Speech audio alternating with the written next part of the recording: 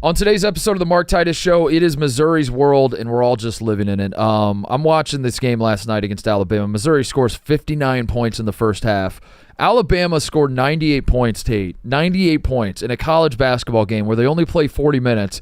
Now, Bama likes to get up and down. We know this. They shoot threes. Bama is an anomaly in the world of college basketball, but this is a sport known for its lack of skill, known for its brick fest, we'll say, known for low-scoring games.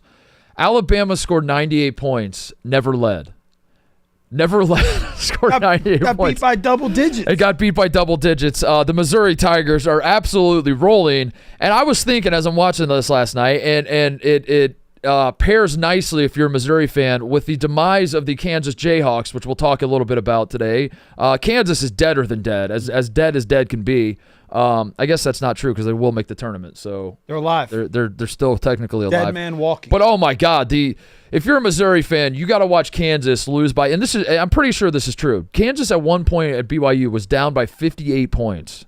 58 points when BYU called off the Dogs. I'm pretty sure that's true. You got to watch that earlier this week. And then last night, you get to watch your team put up 59 points in the first half. There was one NBA game last night. It was Hornets Lakers, and I made a note of it. The Charlotte Hornets, who I know are dog shit. I'm not here to argue the Charlotte. I understand the context, and I understand this is a terrible comparison, but we're halfway into it, so let me just finish it. The Charlotte Hornets scored 37 points at halftime against the Lakers last night.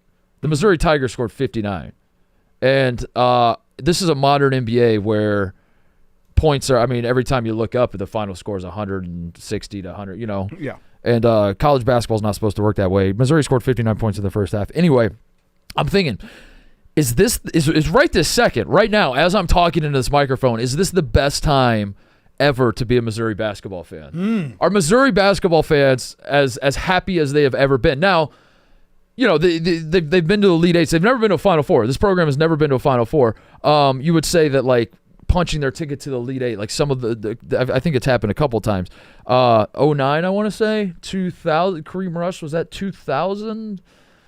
Maybe it's happened before. I know they've never made a Final Four, but like maybe those tournament runs you would say are better. But I'm gonna, without having gone back and looked at it, I'm gonna guess that Kansas was pretty good at the same time that those were happening. So you have right now, as it stands right this second, a Missouri fan is celebrating how good Missouri is, how unexpectedly good Missouri is, while also cackling at the demise of Kansas. And I was just thinking last night, I was like, oh my God, Missouri is on top of the world for the first time maybe ever. This might be the golden like moment in time, and it might even get better from here. This is Missouri. The Missouri Tigers are the story of college basketball to me this season.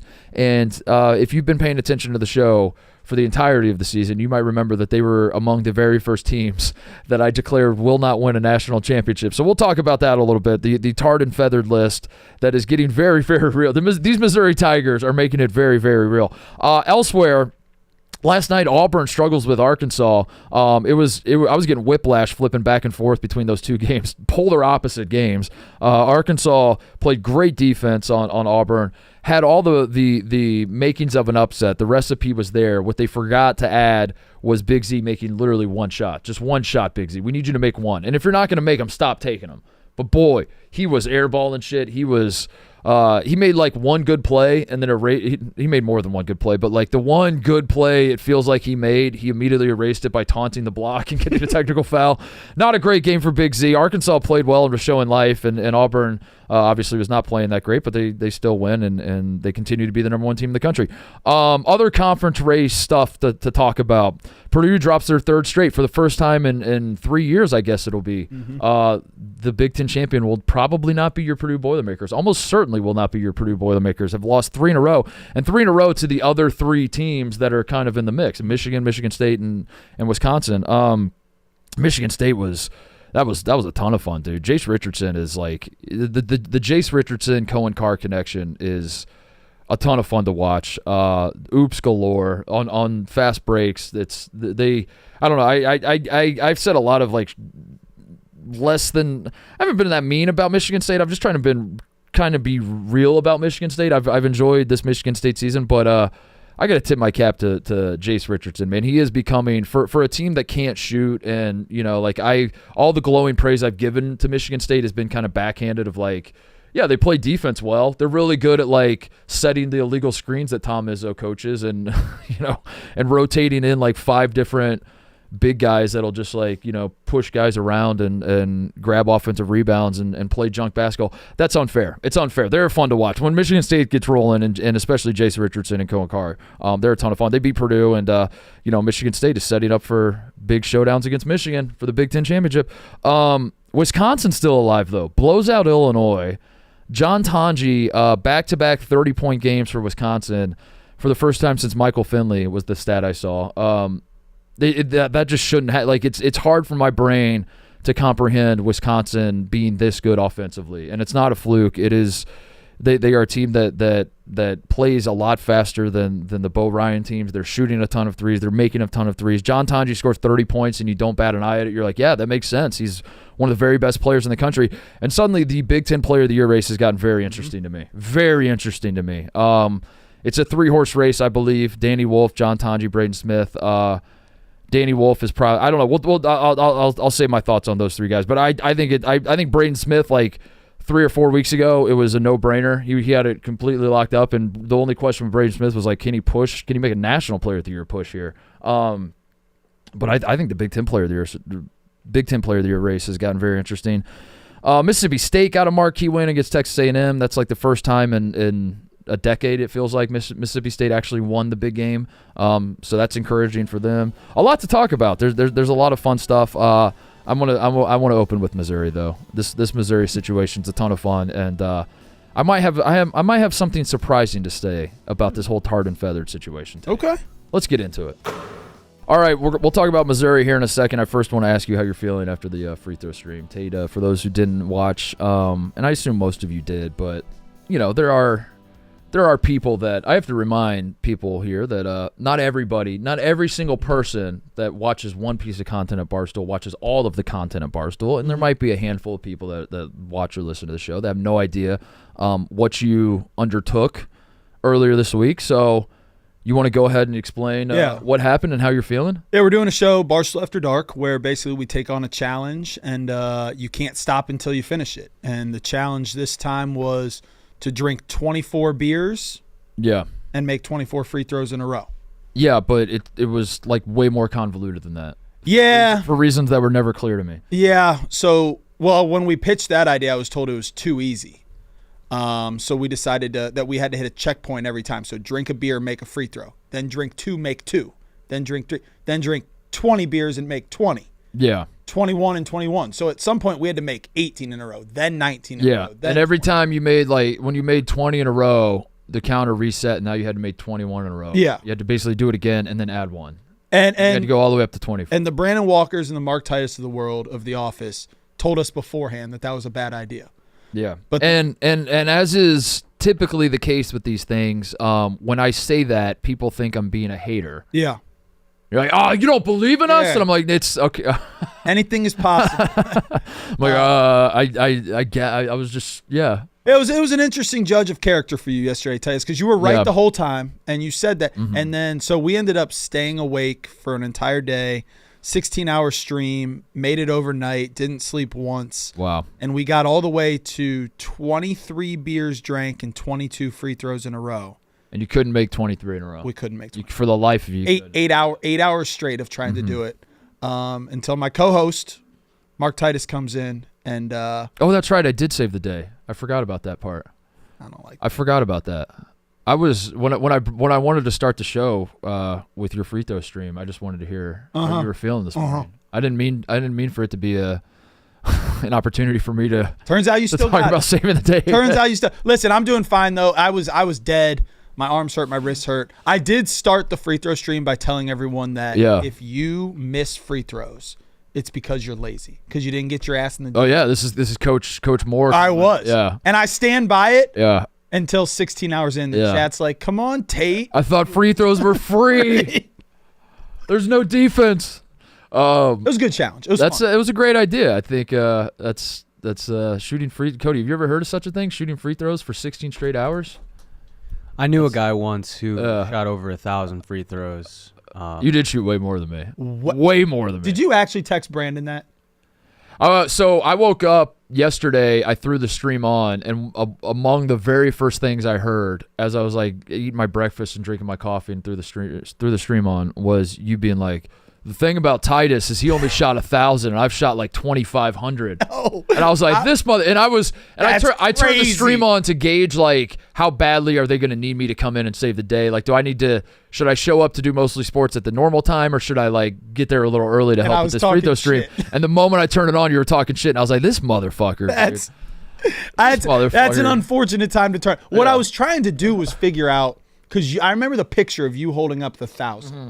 And I'm like, and I'm sure you shot. Did they ever do like your percentage? Did you shoot like? Someone said it was like 90%. I don't trust that someone actually watched every single shot though. But I'll take it though. Yeah, 90%. Yeah. So I'm like 87. 87. Yeah, I don't know. It towards the end, it obviously was right. Like, and when we did it last year and we hit the 41, everyone was like, patting me on the back and like, you were the hero of the stream and the MVP and all that.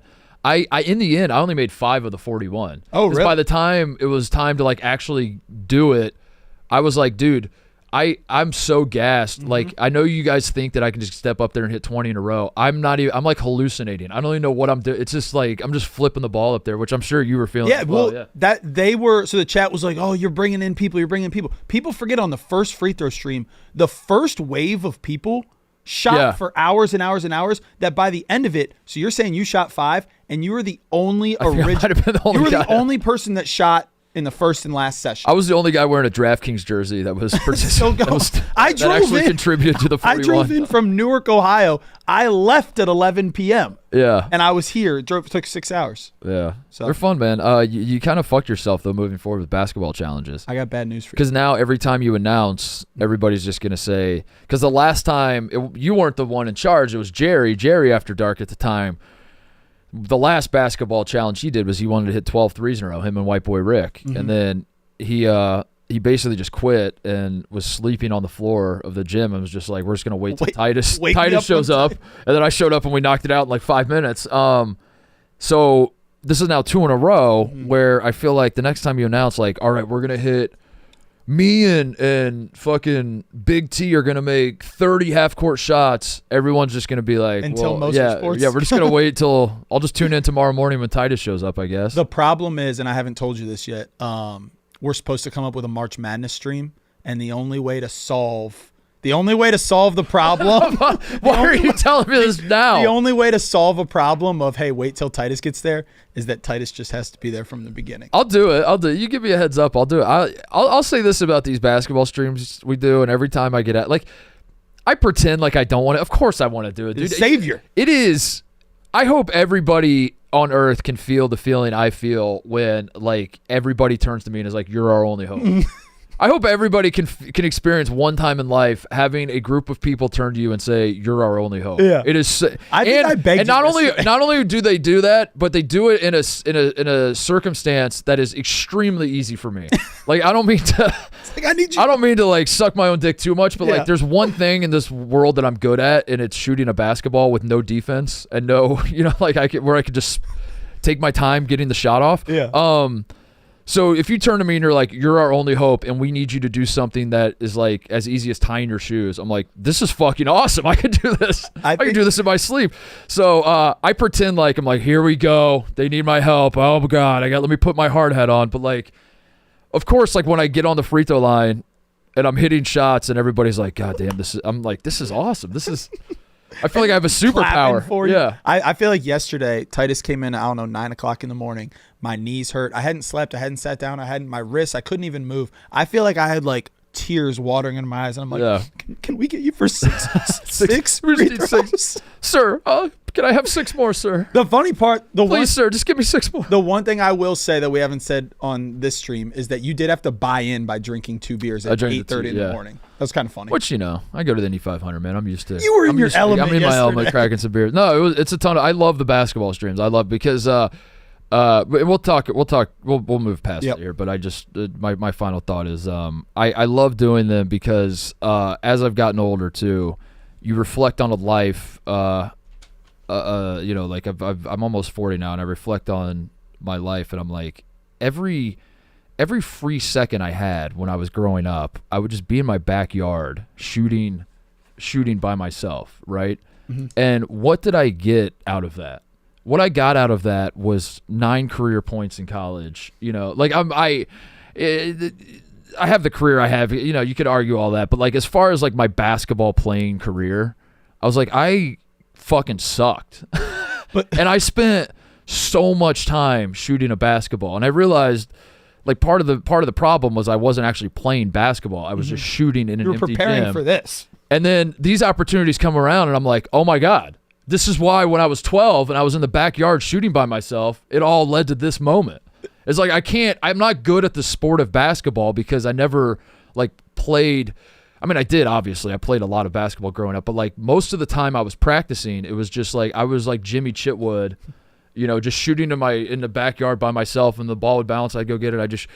And so then these opportunities come up, and I'm like, finally, oh my God. This is why oh my God. Like I thought all this time, I thought I wasted my time, and I thought it was like a fruitless endeavor for me, but no, this is awesome. My final point on this is you have shot your way into, I would say, 5-10 years, whatever. You move on, you retire, you go to another company. I think you'll come back here and get your jersey retired in that jersey. I do. How could you not? I sincerely believe this. I truly sincerely believe this. Now I know Dave wasn't watching this one because you were involved, but I sincerely believe that Dave Portnoy thinks that my main value, and he could be right. I'm not here to say he's wrong, but I sincerely believe that Dave Portnoy believes that my number one value to this company is basketball streams. I believe that like if you ask Dave, give me an assessment of Mark Titus as an employee, the first thing out of his mouth will be like, great shooter. Twice a year you can count. Great shooter. Like, Dave, what about like the shows you were, I don't know. No, I mean, I can't speak to that. Don't give a fuck, to be honest with you. Here's what I do know. If we have a basketball stream, Titus will come in and help out. No, it was fun, and we'll do something for March, but we're not doing it during March. No, but I do like not while games are going on. I have an idea that I think you'll like. We'll save it for later. Let's talk about Missouri. I said it at the top. The Missouri Tigers are the story of college basketball. Maybe I'm getting carried away with the moment a little bit. I don't think I am. I think you look at like the. I'm not saying they're the best team. I'm not saying that there aren't other good stories out there. Mm-hmm. I'm saying that a team going 0-18, bringing back the coach, crazy, it's crazy in and of itself. Bringing back like Tamar Bates and Caleb Grill, and they I know they hit the portal and Mark Mitchell and Tony Perkins. They bring it like it's not like they brought the same team back, but if you go 0-18, in my mind, if you're going to turn that around, you have to fire the coach, and if you don't fire the coach, gut the entire roster. And bring back just do a hard reset. And even then, when that turnaround happens, you're looking at like maybe 500. You're looking at like, oh, okay, so now we actually field a competitive team. Now, the context with Missouri last year, very banged up. A lot of injuries. I don't think it was indicative. I don't think their record. By the way, shout out to CJ Moore. He had a great article in The Athletic. That came out yesterday, and it was a good read about the Missouri turnaround. But they had a ton of injuries, and like John Tonji was on the team last year, which is so funny because like imagine John Tonji on Missouri, but he like barely he had the foot injury. Like nobody remembers a single John Tonji moment from Missouri last year. But they had the injuries, whatever. But at the end of the day, you're going 0-18 in an SEC that wasn't as good as it is this year.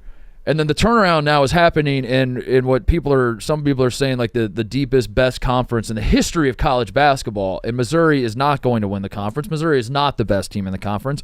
But Missouri is for real, dude. Missouri is they're not only like beating, they boat raced Alabama last night, and Alabama is obviously a very, very good team. And at this time 2 weeks ago, we were like, is Alabama? Alabama might be the best team in the country, right in front of our very eyes. I think this past week has made us reassess that. But Missouri's beaten a lot of good teams. And on top of it, they're playing very, very fun brand of basketball, very balanced brand of basketball. Dennis Gates is a very likable guy.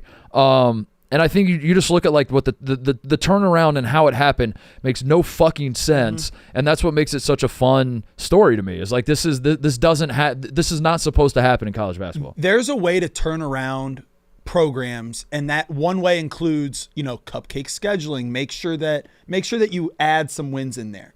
This turnaround is crazy because their wins right now, they've beaten Kansas, they've won at Florida, they beat Arkansas, they beat Mississippi, they beat Mississippi State on the road, they just beat the shit out of Alabama. Their worst loss of the year, at Memphis, true road game. First game night one of the season. First game of the season. Other than that, and Memphis is good. Memphis is just lost to Wichita State, right? But like Memphis is this is a legitimate resume. Yeah. They're going to go from 0-18. Right now, they're fourth. And you look at the 3 wins. So their 3 massive wins were Bama last night, obviously Florida, like you said, at Florida, and then Kansas, which is becoming less and less. But it was a good win. Really but it's still, Kansas is it's big for them and whatever. All 3 of those wins, they just shot the piss out of the ball. Like they had massive leads. Now the Florida game, they almost choked it away in the end. But if you remember that first half, I forget how many points. I think they scored over 50 in the first half against Florida, if memory serves. They had 50 exactly. They had 50. It was 50-34 at half against Florida. And obviously you got to sustain that in the second half, and they almost fucked it up. But to go into Gainesville, and they basically boat raced Florida. They did to Florida what they did to Bama last night. They did the same thing to Kansas. Remember, like they were up huge against Kansas, and then Kansas had to come crawling. So it wasn't like the formula for beating these 3 teams, Bama and Florida are obviously in a different class than Kansas at this point in the season. But it wasn't like Missouri's formula to beat these 3 was like a Cinderella formula of, let's muck it up and let's try to get their best players in foul trouble. Let's hit a couple well-timed threes. Let's flop a little bit, take some charges here and there. It wasn't like some bullshit game plan where you're like, all right, you won the game, but like, I don't really believe that you're that good. All 3 of them, you're like, holy shit. Yeah, from the get-go. So I'm going to say this because if you've been tuning into the show all season, you know this. You already know this. If you're new to the show, you might not even know that Tate and I are doing this. We have put together a tarred and feathered list where throughout the season we are crossing teams off that we believe will not win the national championship, and it's sort of, I don't know if you meant for this. I kind of like you presented the idea to me, and then I took it and sort of made it my own. But you're also involved. But I don't know if you meant for it to be like an eye test type thing or like a gut check type thing. I turned it into an algorithm. It's been like formulaic ever. Yeah, I've sort of made it just like a formula where I have the like various criteria, which actually. You know what? For the new listeners, I'll explain what the criteria are. Yeah, this will get big down the stretch. I first of all eliminated any team that hasn't made a Sweet 16 in the history of the program on the rationale that first of all, it's never happened. I don't think any team's ever. And in fact, I know it to be true. No team has since the tournament expanded in '85. No team has won a national championship in the program's first trip to the Sweet 16. And so the rationale is basically like, if you're making your first trip to the Sweet 16, you're like excited about that. Happy to be there. You there. Still have 4 more games to win. You're not going to be locked in on winning those 4. So any program that has never even made a Sweet 16, and I'm including that as like there were a few discrepancies, like Yale, who I think has made an Elite 8 but not a Sweet 16. Because like at the time there were only 8 teams in the tournament and they made that tournament. So anyway, a real Sweet 16, everybody understands that one. If you lose back-to-back games by 20 points was one of the criteria. If you score fewer than 40 points in a game and lose, the lose part was important because there's a world where, it's just a gross basketball game and you win 39-34 and it was like, that's what we, it's what we meant. Yeah, we meant for that to happen. Fuck it up. So you have to lose and score fewer than 40 points in any game. If you lose by 25 to a team who has lost by 25 earlier in the season, if that makes sense. So losing by 25 means you just have no pride whatsoever. And if you lose to a team that has already had that happen to them, then you are just down very, very bad. And I don't. And by the way, I love the rule. This is the most dangerous rule. It's the most dangerous rule we have because, by the way, Kansas is now eliminated. BYU lost to. BYU lost to. Who did BYU lose to? Was it who did they lost? Was it Houston earlier in the year? BYU lost to they lost by 31 to Houston and then just beat Kansas by 34. So Kansas has now been crossed off. It's been our most interesting rule too, because we had Tennessee almost did it to Florida. Florida almost got Florida because Florida beat Tennessee by tarred and feathered. Yeah. Florida beat Tennessee by what, 30? No, they did. No, Florida only lost by 20. Got you. You're right. Florida beat Tennessee by 30, right? Mm-hmm, exactly 30, and then then the rematch, Tennessee beat them by 20, and that almost fucked Florida because of. It's been an interesting. But whatever.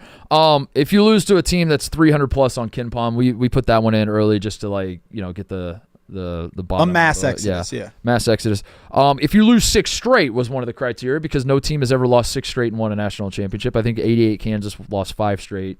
I think they might have, if memory serves, I think they were the team that made the number be 6 and not 5. If you have multiple 3+ game losing streaks, it's basically if you lose 6 of 7. If you lose 6 straight or if you lose 6 of 7. If at 2 different times you find yourself in a 3-game losing streak throughout the season. And then the last ones were just total losses. No mid-major or non-power conference team has had 9 or more losses and won. UConn, when they were in the American in 2014, had 8. They won the national championship, so the number is 9. If you have 9 losses as a smaller school, you're not going to win the national championship. Meanwhile, if you have 12, because 88 Kansas had 11, if you have 12 losses as a power conference school, you're not going to win the national championship. Anyway, those are all the criteria. And so throughout the season, we've been crossing off teams. And we're down to like 50-something at this point. I don't know. I have to – I'll do it over the weekend. I'll update the list. But that long-winded preamble leads to this, for those who missed it. Mm-hmm. The very first day we were crossing teams off, Tate was like, we got to start with some teams. Who should we start with? I said, let's do the whole SWAC. Mm-hmm. Let's do the whole MEAC. Mm-hmm. And you know what? Missouri went 0-18. They lost, they're like 22 out of their final 23 games of last season. What was it? They lost. Yeah, they lost. They were 7-2, and then so they yeah, they lost. They lost their final 19 games of last season, and then they opened the. This was like the day after they opened the season, losing to Memphis. So at this point, they had lost 20 in a row as a program. I was like, fuck it, put Missouri on there, or cross them off. Fuck it, do the whole MEAC, the whole SWAC, and why don't you just go ahead and cross Missouri off, and let's just see what happens. And if you listen to that show, it was almost like hey, let's give the listeners like a little breadcrumb of like, hey, a team that in your wildest dreams could possibly maybe like based on the fact that they're in the SEC, whatever. We wanted one school that would like keep it interesting. I wanted to make this segment interesting so it's not just like, all right, today's cross-off is Coppin State. They're done. They're done. And everyone's like, well, no shit, dude. Right. So I wanted to do something that was like, oh, that's going to be a little interesting. And I just looked at like, I don't know if I was looking at KenPom or the rain. Like I was you just chose it live on the show. Yeah, I was just like, who should we pick? And I was just kind of scrolling through. I was like, yeah, fuck it, Missouri. They're not going to win it. They've never been to a Final Four. They've lost 20 in a row. They're not going to win it. And so as the season has progressed, and Missouri, as I've said a handful of times now, is in my estimation, is the story of college basketball. The Missouri fans have let us know. They've let us know. They're like, hey, remember when you crossed us off day one? And my update is this, Tate, and I mean this sincerely. I am genuinely cheering for Missouri to win the national championship. I do not want to be tarred and feathered. Me either.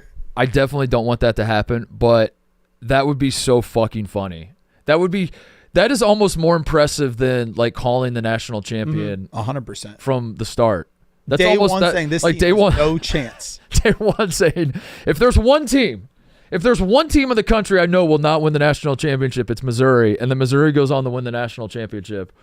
That would be so funny. But also, like, I'm not gonna like if they are in fact the story of college basketball. And listen, if they're not, they're the second best, the third best. They are a story. I don't think you can write if you're to write a book about this college basketball season, you have to have a chapter. Never much less like a paragraph. You have to have like a full chapter on Missouri and the turnaround.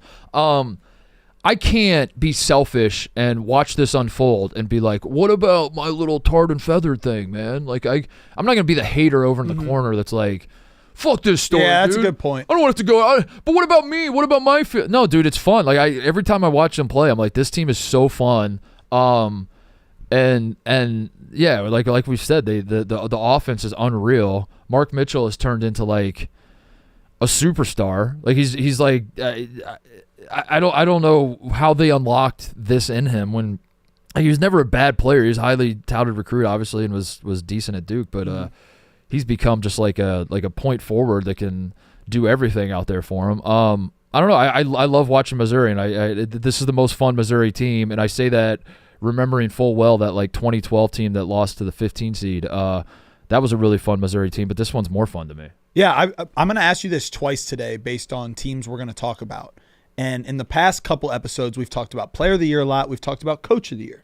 Yeah. You've had Rick. You've kind of made the argument like, hey, Rick Pitino. I know Bruce Pearl's doing something special. Yeah, but what about Pitino? What about Pitino? I would have to ask you in this situation. Auburn was projected to finish second in the SEC this year. Yeah. They're first, but they were projected to finish second. Missouri was projected to finish 13th. Yeah. They are currently in fourth. Is Dennis Gates going? Well, the only thing working against the Dennis Gates Coach of the Year candidacy is that it's sort of self-inflicted. Like they were picked 13th because they were so bad last year, and they were so bad last year.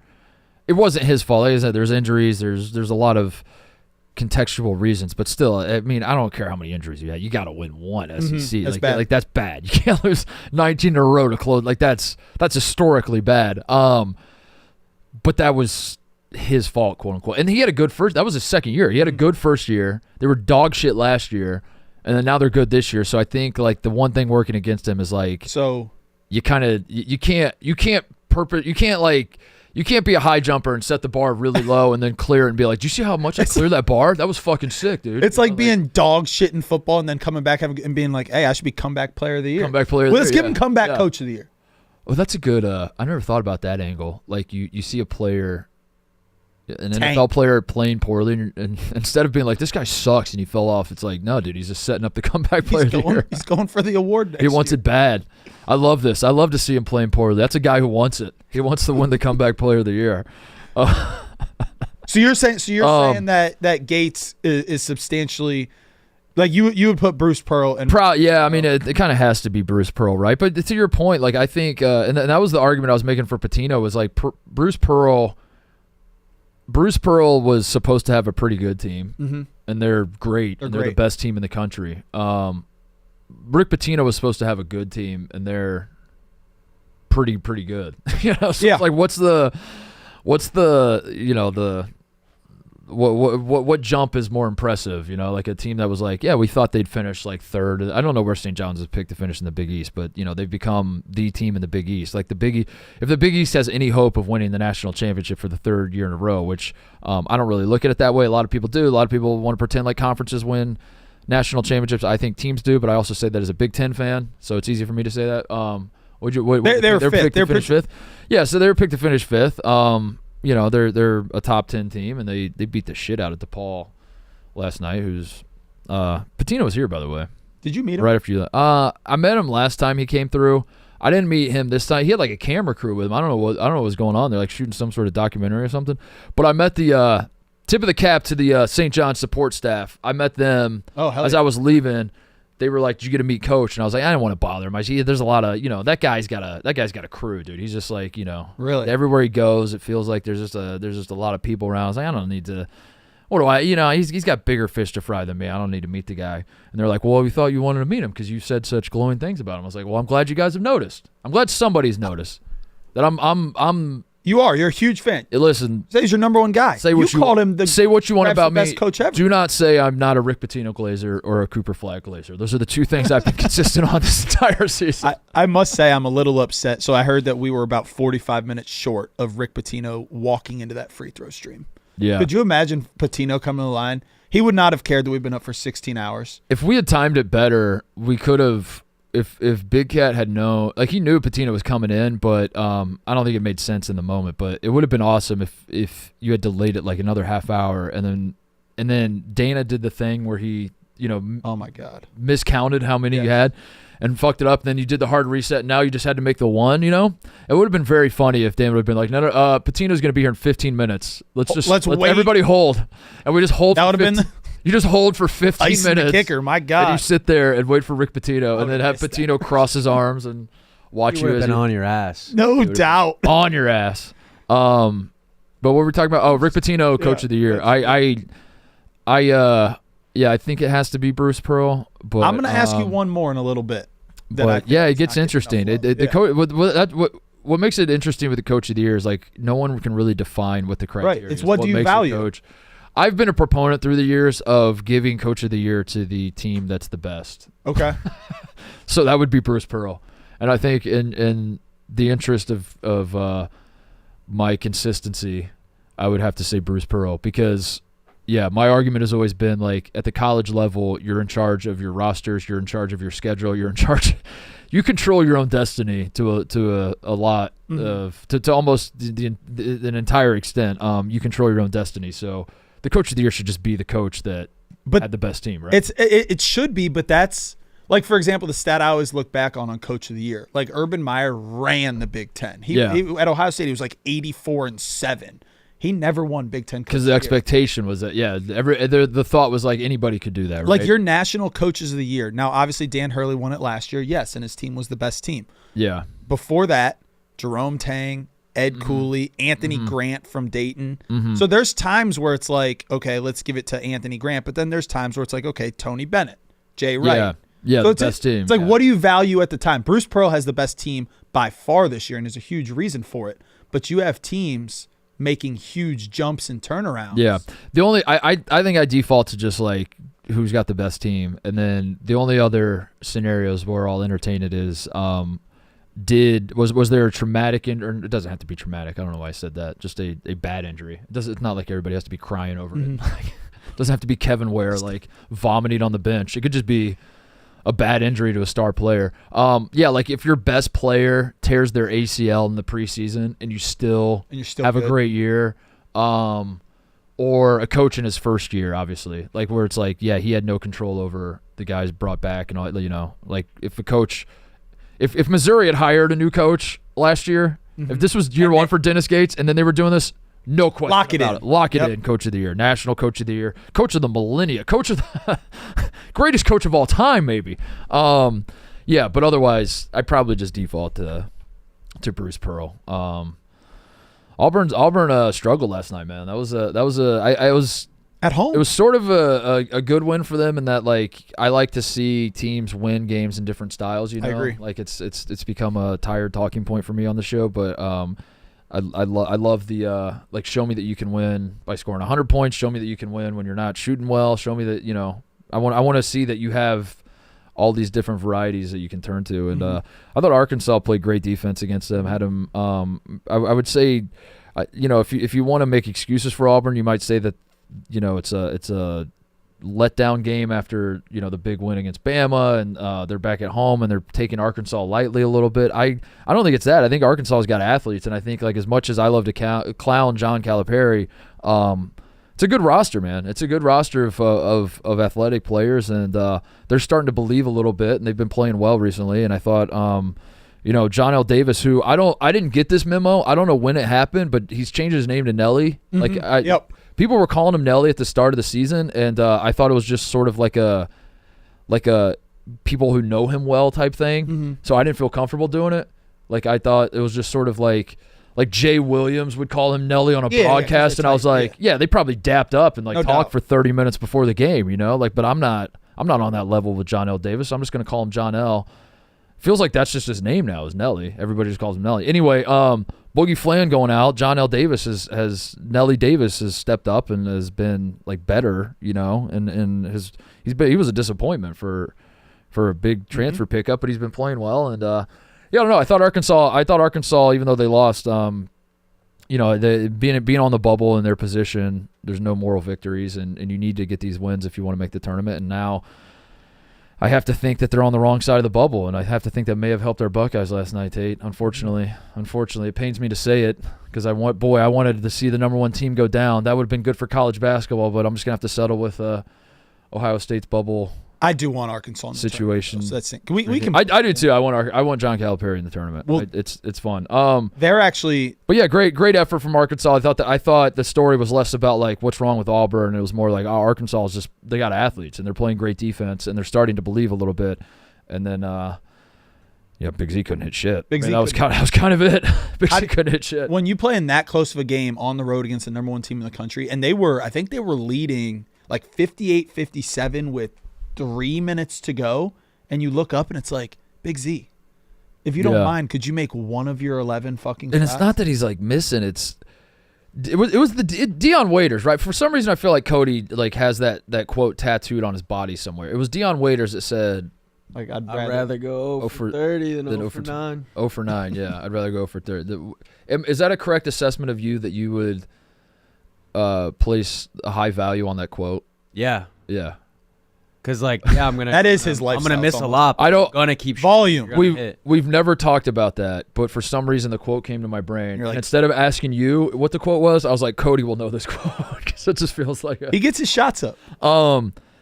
I think that has poisoned the brains of some basketball players. That's a bad... Because I'm watching Big Z last night, and I'm like, it's not, dude. Hurting your team. Going 0 for 11 is not better than going 0 for 3. It's definitely not. Like if you would stop taking these shots, it would actually help Arkansas a lot.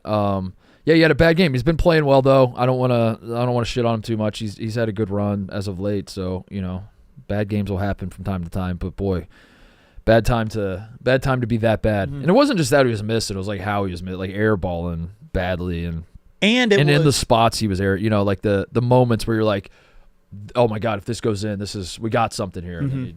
And also, I thought it was very funny that, we had a technical foul off last night. We did. Yeah, Arkansas and Auburn. But you pointed out earlier, I think it's hilarious that not only was he 0 for 10, 0 for 9 from 3, he also had one moment in the game where he did something and then immediately erased. And our boy Chad Baker-Mazara also said, I'm worried, man. I'm starting to get worried. About Chad Baker-Mazara. That was the first time. I'm starting to get worried, like the volatility. He's in peak form. He's in March form. Every team he's peaking. He's peaking at the right time. As the calendar's turning to March, everybody's looking for that March form. And Chad Baker-Mazara is like, watch this. Against Bama, I'm gonna hit a guy in the face. Against Arkansas. And the worst part about that guy, and I generally like him. I think his energy is good. I think his skill level is insane. He's very, very good. He's an important piece for them, and he's also older than Luka Doncic. That's my favorite stat in college basketball. Every time he plays, they bring it up. They're like, this guy's literally 25 years old. But the most frustrating thing about him, to me, isn't that he finds himself in these positions and gets the technical fouls and the flagrants and all that. It's the like, I didn't do anything. It was like, dude, you hit a 3, you turned and taunted the bench. They didn't call it then. Right. You hit another 3, you turned and taunted the bench and popped your jersey. And I'm not, Mark Titus, I'm not here clutching my pearls, but I'm also like, I'm not surprised that they called a technical foul. Like, and they had just called taunting the other way. So then if you're Coach Cal, you're like, what's the difference? You can't, I understand the thought of like, what I did wasn't even that bad. All I did was pop my jersey. I agree with that as a basketball player or whatever. If I was on Arkansas's bench, I don't think I would have been like, fuck this guy. Where's the technical? I wouldn't have done that. But also, if I was Chad Baker-Mazara and they called a technical foul, I'd be like, yeah, that was probably my bad. I probably shouldn't have twice in a row turned around and taunted the bench. It was so funny because that made me flip on him a little bit. Like, I have no problem with him being the bad boy. I like the little edge that he has. I think he's interesting cat. But the idea that he immediately ran over to the bench and yelled, I didn't even say anything. Yeah. It's like, well, think if he's giving like the suck it to the crowd. He's like, ref. I quite literally didn't. It was Jackie Moon. I'll fucking kill you or whatever. I haven't seen that. But I didn't say. Is that what Jackie Moon yells? I'll fucking kill your family. You haven't seen Semi-Pro, Cody? No. Oh my God, we gotta fix that, dude. I'll fucking kill your family. I'll murder your fucking family. I'll murder your fucking family. Suck my cock. Suck my cock. I'll murder your family. You're gone. Jackie, you're gone. What? I didn't say anything. That was Chad Baker-Mazara last night. That was Chad Baker-Mazara. After the second 3. Anyway, Auburn's fun. I love Tahad Pettiford, man. I love that kid so much. He's so saucy. Saucy. Are we saying that? The kid's saying that? Saucy? That might have been a stretch. I think that was a stretch. I don't know if Pettiford's saucy. I tried something there. I tried something. You know what? It's better to go 0-30 than 0-9. I'll keep getting those shots up. Yeah. They had to impress you last. I know that, but he did. Like Todd Pettiford. Yeah, he's awesome. He had one shot that he missed. But yeah, I was like, that was like he crossed the defender and a little step back. He's one of the top guys. Jace Richardson has become that for Michigan State too. But he's one of the top guys in the country where you have to shoot it. Like he makes like an awesome move, and then he bricks it, and the boomers of the old heads, the gray hairs that watch basketball might be like, great move, but you got to make that. I think a lot of times it's like, yeah, maybe that was a situation where he didn't necessarily have to shoot it, but in that situation, that guy actually does have to shoot it. Like Todd Pettiford can't cross a dude up, get a little separation, get a step back, and then be like, nah, I'm going to pass it. You have to shoot it. So when he misses, I don't want to penalize him because I want him to. It's a blessing and a curse. It's like he's just saucy, and then a little saucy with it, man. Come on. I thought Auburn really impressed at the end of the game last night, where it's like, hey, we could lose. It's at home. Yeah. And then the last 2 minutes of the game, it was just like Janai Broome was not going to be denied on the glass and putbacks, and they won the game by 7. So, one concern I have with Auburn. How? One concern, scouting. Janai Broome does not want to go right to save his life. Do you remember the play against Bama where it was the one he got hurt on? Mm-hmm. I think Grant Nelson was guarding him, and he has him beat going right. He's driving right from like the left wing ish, like more the elbow ish. He's driving right. He's got a step, and all he has to do is just go up and finish through. I don't even need you to go up with the right hand. Like go up with 2 hands and try to dunk on him or something. Mm-hmm. And he stops, spins back to the left. It's not there. So then he's like going back to the right, and he's like, no, I have to go to the right shoulder baby hook with the left. And I know every time this happens where you notice a guy can only go one direction, mm-hmm. it's always a left-hander. And then I stop and I think, do the right-handed big men do this too? And you just don't notice it because they're right-handed, and you only notice it with the left-handers because the left-handers, it stands out because, obviously left-handers are Satanists or whatever. They're the Satan. What do we say about left-handed? They used to be witches. We've talked about as I am this sitting before. here left-handed. Yeah, we've talked about this before. Yeah, because I'm left-handed. Are the devil's like servants or something? I think is what they say. Is that why it stands out, Tate? You're left-handed. Explain to me. Is when I notice that Janai Broome does have. I don't need you to like go right as often as you go left, but I was watching it last night too, where it's like. He's awesome. I don't mean I'm not. This isn't a criticism. It's more of like I'm trying to help Auburn. I'm trying to say like, hey man, like don't be afraid to shoot little baby hooks with your right from time to time.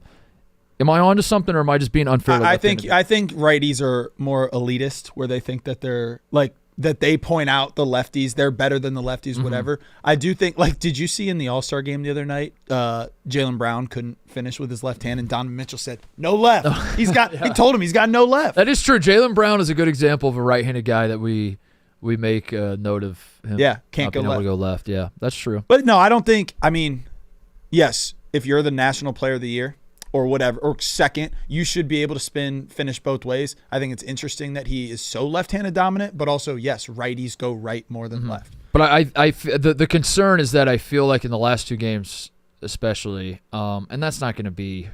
It's not like once teams figure this out, they're going to stop Auburn. Auburn has word gets out. He's a Auburn is so balanced and has so many guys that can score, but. I don't know. It's just like stood out to me. Maybe it's been happening all year, and I just started to notice it finally. But it stood out to me that like teams are like almost like open. They're almost like guarding him in the post, and like my shoulders are perpendicular with the backboard, and I'm saying like wide open right-handed layup. Take it. I'm just not going to let you shoot left-handed. And Janai Broome's like, I'll just jump into you and shoot left-handed anyway. And more often than not, he still makes it. Mm-hmm. So it's like who gives a shit? But I don't know. That's one note I had that stood out to me. But at this point, you have to pick nits with Auburn. They win every game, and it's like if they're not the greatest basketball team of all time, but they are winning every game. So it's like I don't know, maybe. But at the same time, I'm just saying these things because if they do lose in the tournament, you can't be completely stunned, right? How stunned will you be? I guess it depends on who they're playing and the context and all that. But I just feel like in this season where everything has been up and down, like there's no result in the middle of the week anymore that stuns me. Yeah. You have teams losing by 30 that then win by 20. The one team that seems to have been consistent. I mean, their 2 losses are at Duke early and then Florida. Everything else has been handling business. The only thing I'm worried about is, but I've said that before, but that's not a worry. That's a good thing. They've just had like close games. Would you be where like you think back on like how differently do you view Auburn if the Houston game, that was a very, very close game and Houston could have won it. 100%. And I think you play that game 100 times, Houston wins like 43, 45. How different is it if that result is different? If they don't come back, they were down by a ton to Iowa State. If Iowa State finishes the job in Maui, some stuff like that. So I'm not saying, I'm not like trying to poke holes in Auburn. I'm trying to like contextualize as we're entering the NCAA tournament, how stunning would it be, and how much better are they than everybody else? They are the best team. They're going to be the number 1 team. All that, but it's like. Is this going to be the most shocking thing we've ever seen if they lose? Are they because they're not a perfect basketball team. I think you saw last night even that it's like, yeah, this team, their opportunity was there for Arkansas. It's right there. You kind of are seeing the recipe a little bit. But at the same time, I think that's probably a good thing that Auburn finds themselves in these close games and they find a way to win them. So I would say, to answer your question, I will not be shocked or stunned if they don't win a national championship. They once you get to the Final Four, but I would truly be stunned if when they get into that bracket as the number 1 overall seed, if they're not playing an Elite 8, that's insane. Yeah, I think that's it for me too. Elite 8 gets like you want to say Final Four, you want to say like if they don't make the Final Four, I would be just completely fucking stunned. But there are enough good teams on like the 2 line and whatever else where you're like, I could see Auburn. I could see Auburn playing decently well, against the 2 seed in the Elite 8 and still losing the game because the 2 seed was Houston. It was like hot and the fact that they have played, like right now, DraftKings odds to make the Final Four, obviously Auburn number 1. They've played Duke, they're number 2. Houston, Florida, Alabama, Iowa State, Tennessee. Texas A&M, they play next. They've played them all. Yeah. This is what that's why I'm so impressed. But the thing that gives me, and I hate that I do this. Why am I doing this? Yeah, you're butting Auburn a lot. Just because it makes for a conversation, and it's like you got to say something other than just like another Auburn win. They're fucking awesome. Yeah. The only thing that will give me pause is like if you want to make like the football analogy is Oregon. It's true. You could look at Oregon in the regular season and be like, yeah, they beat it. Like just because you beat them once doesn't mean they're out of the way. They might come back. You might have to play Houston again in the tournament, and just because you beat them the one time doesn't mean it's going to happen this time. But I think I'm with you that Elite 8. If they lost in certainly the first round would be fucking crazy. If they lost in the second round even, or even in the Sweet 16 to a 4 or 5, more likely than not is what they'll play. I would be very, very surprised. That would be like a jaw dropping moment for me. If they lose in the Elite 8, I would be surprised. I think Auburn is a pretty safe path to the Final Four because even the 2 seed thing of like what if they play Houston or whatever. They're not going to play Houston. Houston's a strong 2. They're not going to put Houston and Auburn in the same bracket. So they had the first release was last week with the top 16 seeds. Auburn was number 1. Their bracket in the South would have been Auburn 1, A&M 2, Wisconsin 3, Texas Tech 4. So if they saw a Texas Tech in the Sweet 16, and I love that draw for you'd be all in. I love that draw for Auburn. I like those other teams, but Auburn's should not have much of a problem with any of them. So yeah, I mean Final Four feels like it has to be Final Four. It has to be. Oh, absolutely. Has to be. I think in the locker room at this point, if they don't win the national championship, they're going to be like, this was a failure of a season, which sounds unfair, but I'm just telling you what the mindset is in that locker room. I'm not telling you that the podcaster, will declare this a fraudulent failure of a year for Auburn. I'm telling you that locker room, I don't think if Auburn this year doesn't win the national championship, I don't think that like 5 years from now those guys are going to be like, what a year, man. We still had a great season. Like they're just going to be like, fuck, we should have won that. We should have won that. How did we not win? Yeah. I think they're that good. I think that's the mindset, and for them it's going to be national title or bust. You know who was national title or bust to enter the season that is like, hopefully let's just make the tournament at this point, is the Kansas Jayhawks. Now, they're not on the bubble, but should they be? Probably not. Would I put them on the bubble? Maybe. I think context should matter. I think it should matter if you lose by 30 after already they've lost. I think they're 5-6 in their last 11. I know they have some decent wins in the year. I know they beat Duke earlier in the year. I know that like it's not as they beat Houston and Duke, and they're going to make the tournament. But I don't think Kansas fans want them in the tournament. I think Kansas. I think this has got to be the most like frustrating fuck this team experience Kansas fans my age have probably ever had. Like I can't remember. Like obviously I'm not as invested as Kansas fans have been, but I don't remember a Kansas team.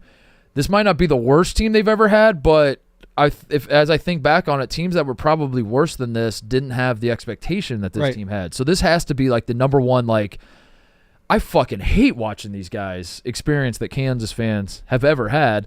They go to BYU in a spot where going in, they had lost 5 of their last 10. They lose to a bad Utah team at Utah a couple days before. And they're in a spot where it's like, listen, BYU is not a bad team. BYU is, we've talked about BYU a handful of times on the show. Great young talent. The Bance is coming in next year. Kevin Young is Mark Pope did a good job there and went to Kentucky. And Kevin Young is a great young coach, no pun intended. That I think is going to do a lot of great things for them. But BYU is not like a, not a fucking awesome team. But having said all that, it's not. There's no shame if Kansas had lost this game, I guess. But so it wasn't like I need to see this as a must win, although maybe it kind of was. I just thought like surely they'll have pride. Surely like we'll see a Kansas team give it their all and like dig deep and like fucking find a way and all these things that you want to believe about a guy like DeJuan Harris who doesn't have a ton of talent, but you want to believe that like he's a great leader. He's gonna get these fucking boys. If I know DeJuan, like I think I know him, dude. He's gonna fucking. He's gonna play great defense. He's gonna make life hell for BYU. And the exact opposite happened. Like it was a team of Kansas players that just kept seemingly looking at the scoreboard, just like how much more fucking time do we got to be out here? When can we go home? Let's just get this over with. They are crazy. The perfect example of why you made the rule. If you lose by 25 to a team that lost by 25, that means you have no heart because they are talented. Do you remember doing this show in the preseason? And it was quite literally like Kansas is the most hyped up team. It's Kansas, Alabama, and then the rest of the world. I said Kansas. I would vote, and I stand by it even knowing what we know now, but that's not how preseason rankings work. I still look back on the start of this season and I'm like, yeah, Kansas should have been the number one preseason. They're adding dudes like AJ Storr that it's like they're just adding guns. The recipe for them to be the number one preseason team made total sense. It was like they went and addressed their issues in the portal, which their issues were like creating offense. Their issues were like we need guys that are playmakers on offense. And you have Rylan Griffin, who was supposed to be a knockdown 3-point shooter. You have AJ Storr, who's like a slasher and a like fucking like you're watching Wisconsin basketball last year and Blackwell's throwing. Or Chucky Hepburn and Blackwell are throwing like fucking oops off the glass to AJ Storr, and you're like, who's this guy in a Wisconsin jersey? This is crazy. He was just like a freak athlete that could score, and they're bringing him in. And then Zeke Mayo is like he was a little bit of a wild card, but he's a local kid, and you're like that's surely going to mean something. But he played at a lower level of basketball, and it doesn't always work out that way where guys make the jump up to. The big time and continue to be great scorers, but the vision was there where it's like, yeah, I could see this guy lighting it up for Kansas. Like the recipe was there. It all made sense. So I don't think it's like a case of like, and I'm not even saying that to say I don't have any problem saying I'm wrong when I'm wrong. Like obviously Kansas is not good, but even now I don't think I look back on it and say like, what were we thinking? I know what we were thinking. We were all thinking like these players are better than this. This is a fucking embarrassment. Now, the lineups that as the season has progressed, Kansas has no offense, and I think their biggest issue, as much as I want to shit on Hunter, and Hunter is where I think the neutral observer would point the finger. I think Bill Self. There's a lot of discourse going on right now, Tate, about Bill Self maybe losing it. Has Bill Self fallen off? because Bill Self ran the Big 12 forever, as we know. Kansas was like a 1 or a 2 seed in virtually every NCAA tournament for like 2 decades. And now they've last year they were not that good, had an unceremonious exit in the NCAA tournament, and this year it feels like it's going to be much of the same. Bill Self won a national championship 3 years ago.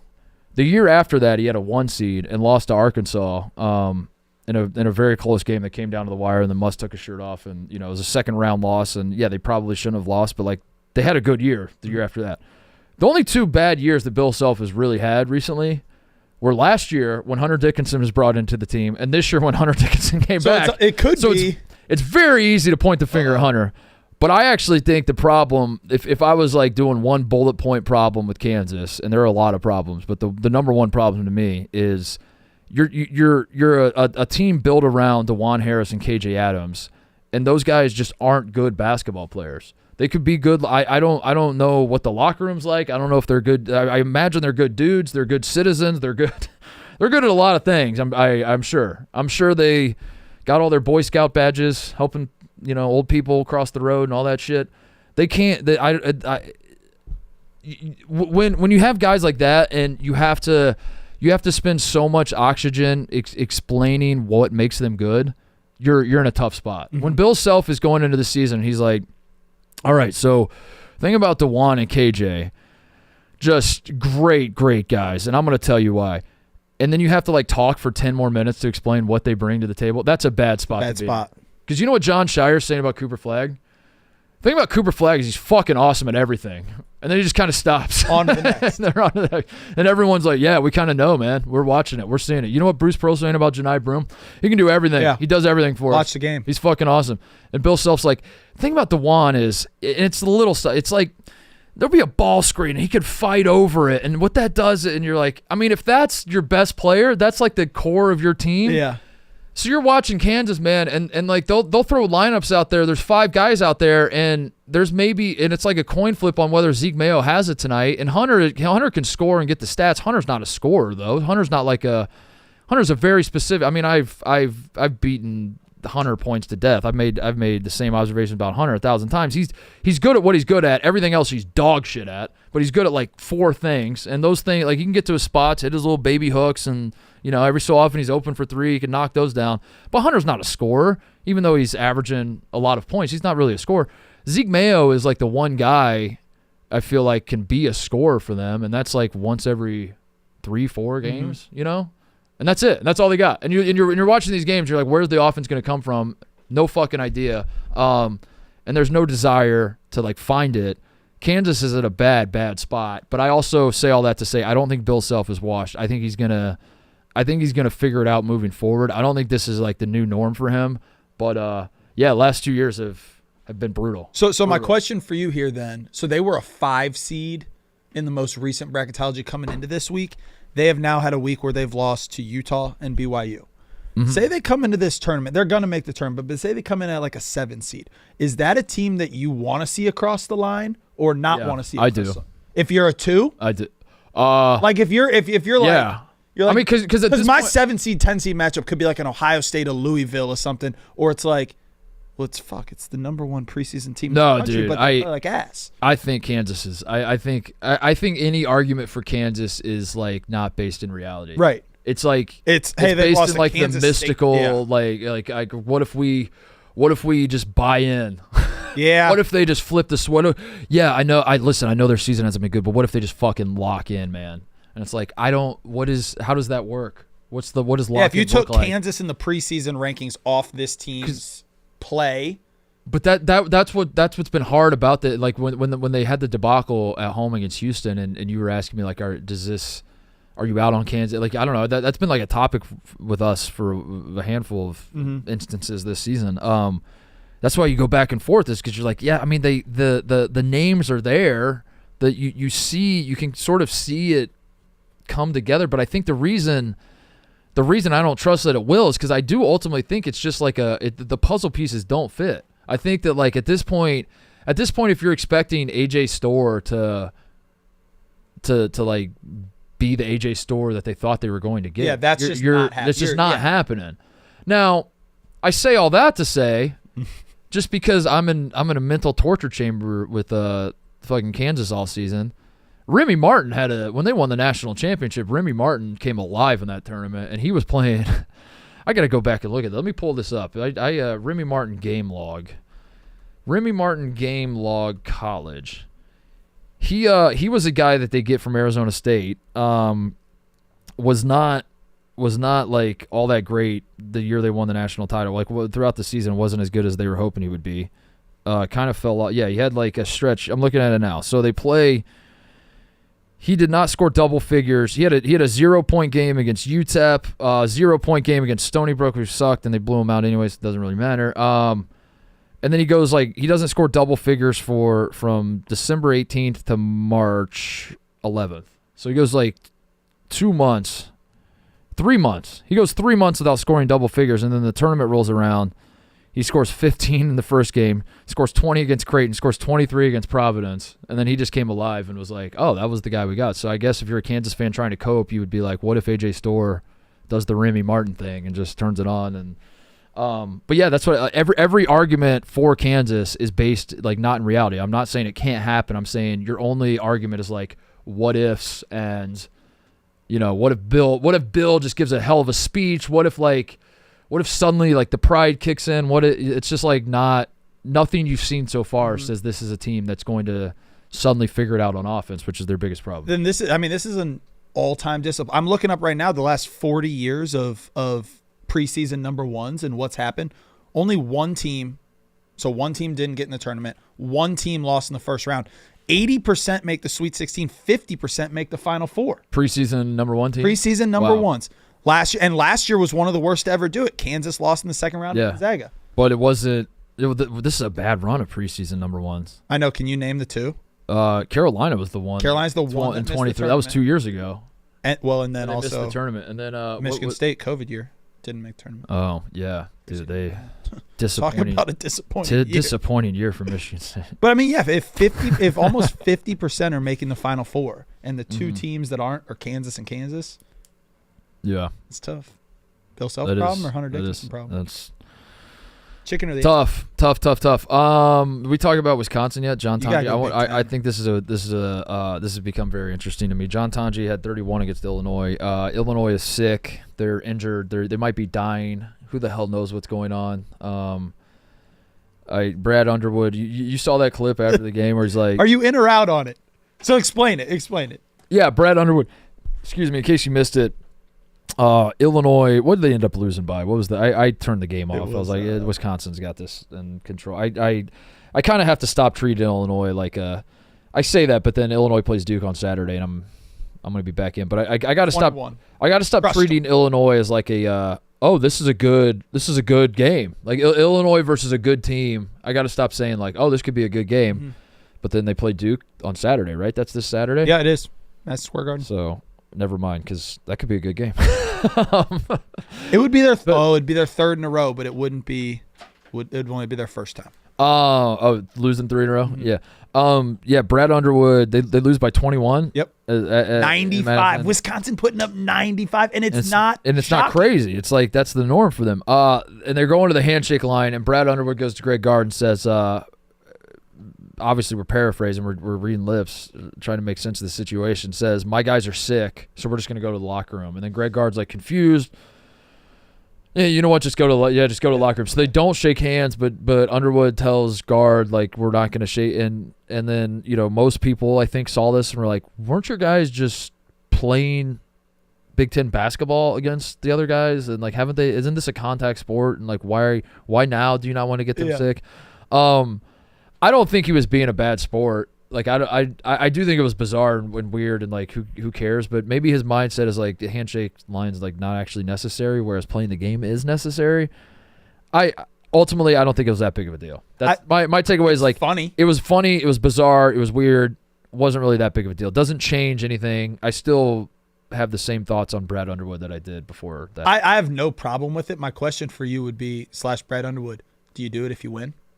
Yeah. Do you beat him and then say we're not shaking hands? I disagree. I think still shake the hands and you cough on him. Yeah, you go through the line. But yeah, Illinois is banged up. They but I think even before they were banged up, they had a lot of problems. Is Wisconsin? But anyway, legit? Wisconsin is the part I want to talk about. Wisconsin is very legit. Wisconsin is it's almost scary how legit they are. I'll put it that way. I was a doubter at the start of the season. I will after just doing the whole Kansas, like, I don't regret anything and I wasn't actually wrong and whatever. I will show the people, Tate, that I'm willing to admit when I was wrong. Mm-hmm. I was wrong about Wisconsin early in the season when they beat Arizona, and I think Tanji had 41. And I made the free throw game where they shot like a million. And I was like, you called them free throw. I was like, are they just free throw merchants? Is this like is Tanji actually good, or is he just a free throw merchant? He's good, man. He's good. He can score. He can score in a variety of ways. Wisconsin is at this point has proven throughout the season that they can hit threes. They can hit threes. They shoot a lot of threes, and they make them very, very hard to guard. Dominant team, obviously, but capable big guys. Like, don't get it twisted. Like, the big guys are still your old school Wisconsin guys that grab rebounds and do dirty work and can put, even when they grab the rebounds, they can put it back up. It's not like they're not so unskilled that they kick it back out, which is often the case with like a lot of guard dominant teams. You get excited about the guards, but then you're worried about how good the big guys are. They got good big guys, and they might have the best player in the Big Ten, and that is really what I think is most interesting about this Wisconsin surge that we're witnessing right now. Is Braden Smith had the Big Ten Player of the Year locked up. I made the case for Danny Wolf after the Ohio State game, which might be a little bit biased because he carved my heart out and chewed it up and shit on it and threw it in the garbage. And I was like, this guy's evil. Is this guy the best player in the Big Ten? But Tanji's making the case, and now all of a sudden it's interesting where I think Danny Wolf, very obviously, at least in my mind, Danny Wolf is not as good as the other two guys, and I'm not arguing that he is. But if Michigan goes on to win the Big Ten and they win it by multiple games, and if you've watched one Michigan game, all you need. That's kind of all you need. You realize quickly, and no disrespect to Vlad Golden and Burnett and the rest of the roster, like they're not all like incapable basketball players, but Danny Wolf makes him go. And if Danny Wolf rolled his ankle right now, if Danny Wolf if news broke that Danny Wolf is out for the season, there's not a soul on earth that thinks Michigan's going to see this thing to the finish line and win the Big Ten. So my case for Danny Wolf wasn't like he's the best player, but it's like, all right, if Purdue is going to finish 4th, 5th, whatever in the conference, Wisconsin's going to be right there with them, and Michigan's going to win this thing by multiple games, and they beat Michigan State down the stretch. And it's not like Danny Wolf is averaging like 12 points and like 6 rebounds. He's putting up numbers. And if Michigan wins the league, I think Danny Wolf has a very, very strong case. Having said all that, Braden Smith, I think, has the best case for first-team All-American. Okay. And John Tanji certainly has, and I think John Tanji's in the middle, where it's like, I think John Tanji could be a first-team All-American, and I also think that he's kind of got the Danny Wolf thing going on, where it's like Wisconsin, they might not win the Big Ten in the end, and I know Michigan did beat him on Wisconsin's home court earlier in the year. But I think if you're paying attention to Big Ten basketball right this second, I don't know if it's unanimous, but it almost should be that Wisconsin's playing the best basketball right now. Mm-hmm. And I think they're the best team in the Big Ten right now. And John Tanji is the reason why. So I think his argument is very, very good. And it's interesting because it is a what do you value type thing again. So I think Michigan and Michigan State play tomorrow night. And if Michigan wins that game, I would say it's just about shut the books. They'll have 2-game lead with just a couple to play. If they lose that game, Michigan State and Michigan will be tied with Wisconsin one back, and it's anyone's game. So when you're talking about this Player of the Year thing, I agree. If Michigan wins this going away and you watch a Michigan game, Danny Wolf is so imperative to their success that I think it has to go to the best player on that team. On the flip side, if they don't win it going away, you make the point that Danny Wolf is so important to winning for Michigan. Yeah. Now talk to me about, Wisconsin without Tanji. Talk to me about Braden Smith on a Purdue team without Braden Smith. Who's the most valuable to their team? Right. I don't know. All 3 of their teams would be significantly worse. Yeah. Without them. Yeah. Like even, and I know this is crazy, but so Cooper Flagg's fucking awesome. Probably could be Player of the Year. Duke would still be a very good basketball team, in my opinion, if you took off the best player in the country, because they're really good. They have other lottery picks. Yes. Yeah. All three of these teams would be substantially worse without their guy. And then the other part that you factor in is like like Braden Smith will probably be a first-team All-American, so shouldn't he be the Big Ten Player of the Year? But he would not get my vote. But the non-conference, should that matter for Big Ten Player of the Year? Or is it just the Big Ten? When we're doing Big Ten Player of the Year, we're just talking about the Big Ten games. Big Ten versus Big Ten, you know? Yeah. Is that how you think they vote? And it's like its own season. I think so. That's why winning the Big Ten, like if Michigan wins the Big Ten, that's a feather in Danny Wolf's cap, because it's like, all right, Wisconsin's going to be the highest seeded team. Purdue might be as well. I mean, they're falling off right now. I imagine if Michigan continues to keep winning and Purdue, you know, I imagine Michigan will jump them and the seeding, you know, for the NCAA tournament. But like, I think like given the non-conference and like the win over Bama, and who else did Purdue beat that? Purdue had like a decent. I don't have it in front. They beat Bama. They beat Mississippi. Yeah. I guess maybe not as good as but they had a tough schedule. They played Auburn and A&M, you know, and like they were. Okay. They played a tough enough schedule. They're playing those SEC teams or whatever. That maybe their resume for NCAA tournament rankings is better, but does any of that matter? We're only focusing on what the Big Ten season looked like. Mm-hmm. And yeah, if Michigan wins this thing by multiple games, I don't think it's obvious. I'm not dumbass Tate over here saying like you have to. It's obvious. It's a no-brainer. You're a fool if you don't. I stand by that. The more I thought about it, I was still sick. I don't think it's obviously Danny Wolf. I'm saying I think he's got a very, very strong case, and it's gonna get interesting. It's gonna get interesting, is what I think. Is it? Would you use the term obvious for Dusty May Coach of the Year when you also? 100% with that turnaround. Because even if Michigan doesn't win it, even if Michigan loses what's Michigan's final schedule down the stretch? They do still have Michigan State twice is the big thing. Yeah, so they got those two. They got Maryland. Maryland's a problem. Yeah, I mean they're not out of the woods yet in terms of winning the Big Ten, but yeah, even if they go 500 from here down the stretch, I still think Dusty May is the Coach of the Year in the conference. Utilizing the fact that it's new coach, complete turnaround. Right, yeah. Because Wisconsin was, I think, picked like they're outside the top 10 in the original Big Ten media poll. But Dusty May, this is an example of like being able to play the first year card. Yeah. This is my first year. I took over a team that won 8 games and we're this good right now. So, but yeah, the Big Ten Player of the Year race is extremely compelling to me, and I have, and I don't think it was going to be all that long ago. And even like Tanji's been great all year, but like he's on another level right now. And yeah, I think Wisconsin's the best team. I think if the tournament started right now and you held a gun to my head and you told me I have to pick a Big Ten team that's going to the Final Four, I would be like, this is an insane premise, is probably what I would say.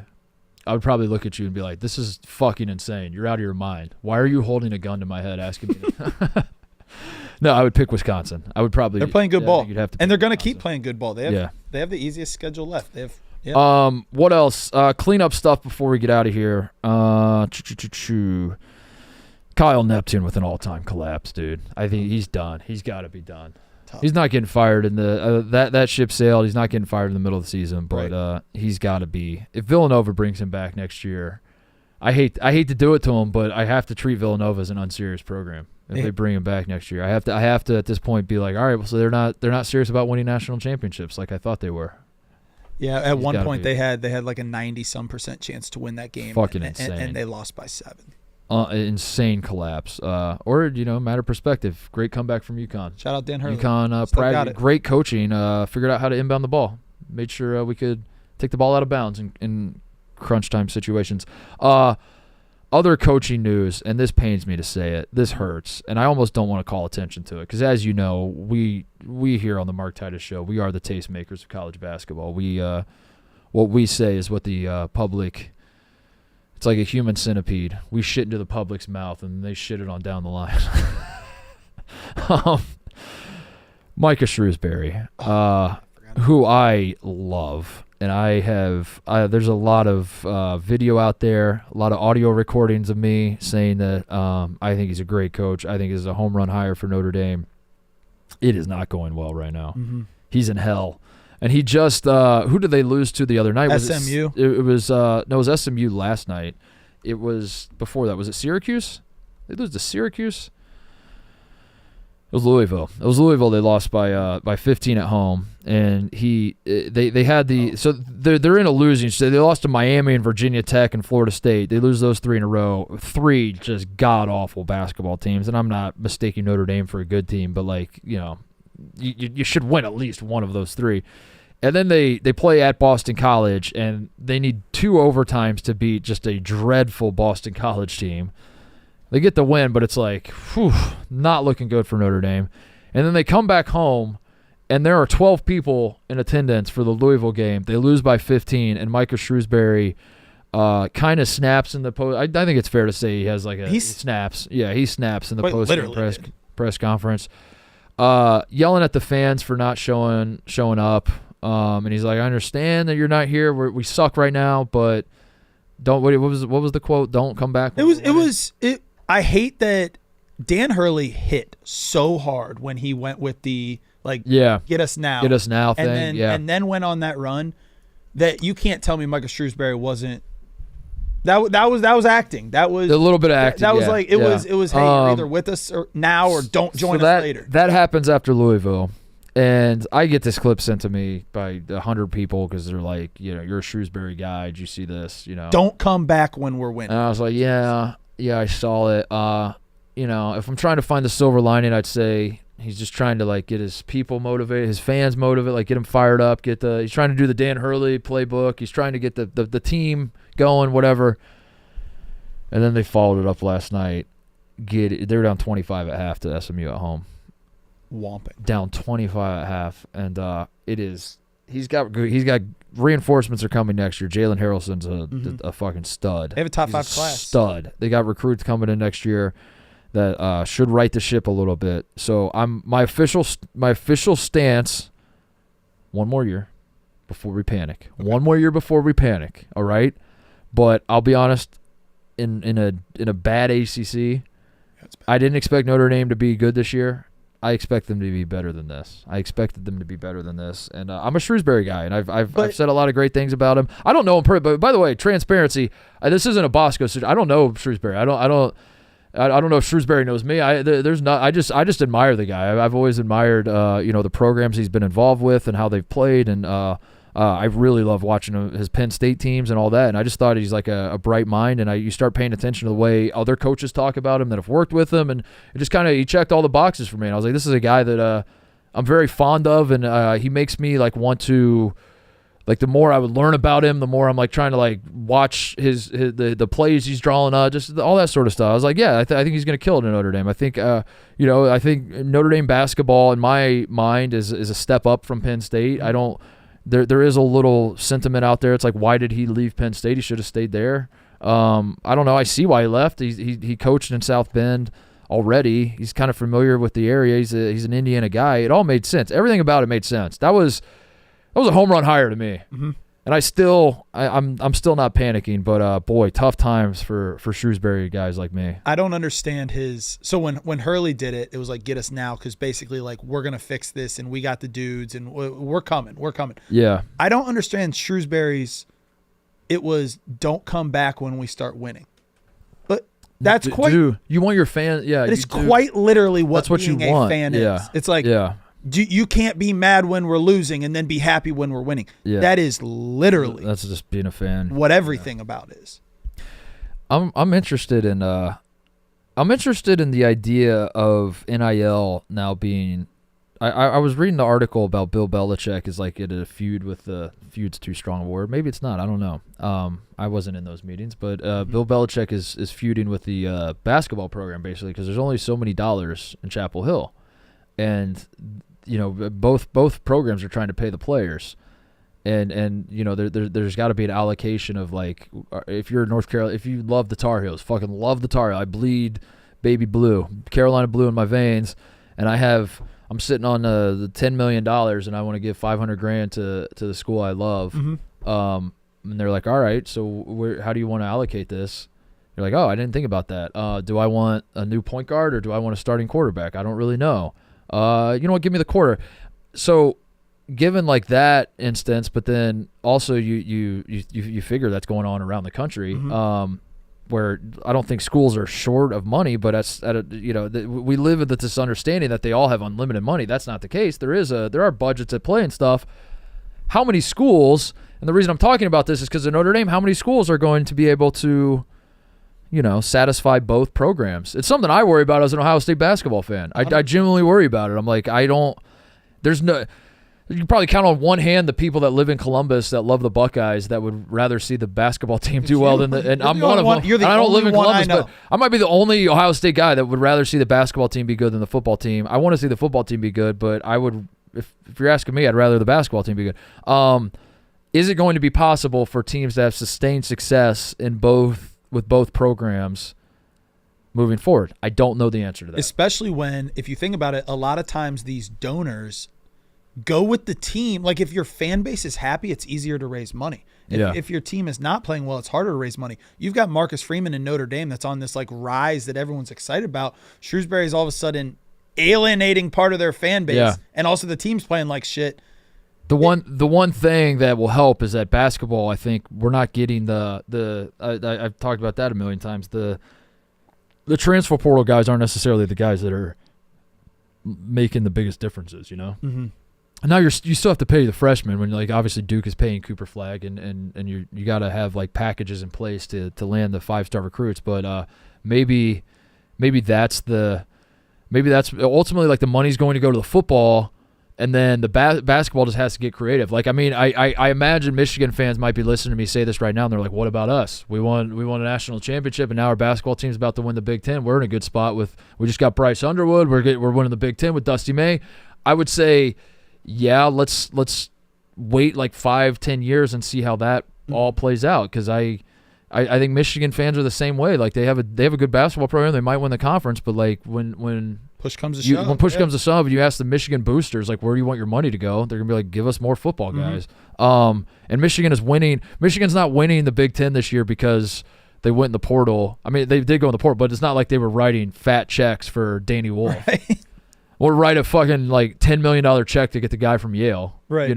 Like they hit on the Ivy League guy that's balling out, and they hit on their coach that brought dudes. So, and frankly, like not a slight, it's just a reality. I mean, Michigan fans surely will back that up. Like they've gotten a lot of breaks in a lot of these games where they build leads, they're fucking it up, and then it works out for them in the end. So it's been a great year for them, and I think Dusty May should be coach of the year, but we'll see moving forward. And they might have to make that decision. Indiana job is open.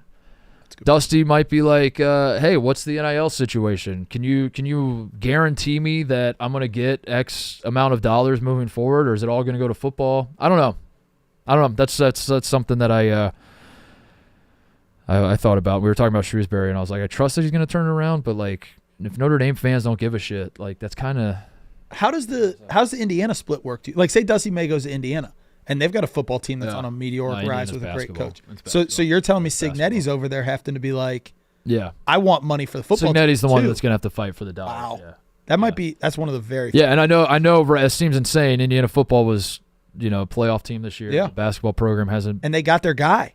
For most people, the basketball program hasn't been relevant since Knight. I'm just telling you the way people in Indiana think. They don't like they want the foot. Like it's the same way I feel about Ohio State football. Like don't get me wrong, I love Ohio State football. Fucking love it. I want to win a national championship every year. I want us to be great. I don't want us to take a step back at all. But yeah, if you're telling me I have to push one button, where do you want your dollars to go? And it's either Ohio State basketball. Coach Titus is writing a check to Indiana, and they say, Coach Titus, how do you want this allocated? What's he do? Basketball. 100%. Yeah, 100% basketball. Yeah, he's like, get to figure out the 100%. Yeah. That's awesome. Yeah, 100% basketball.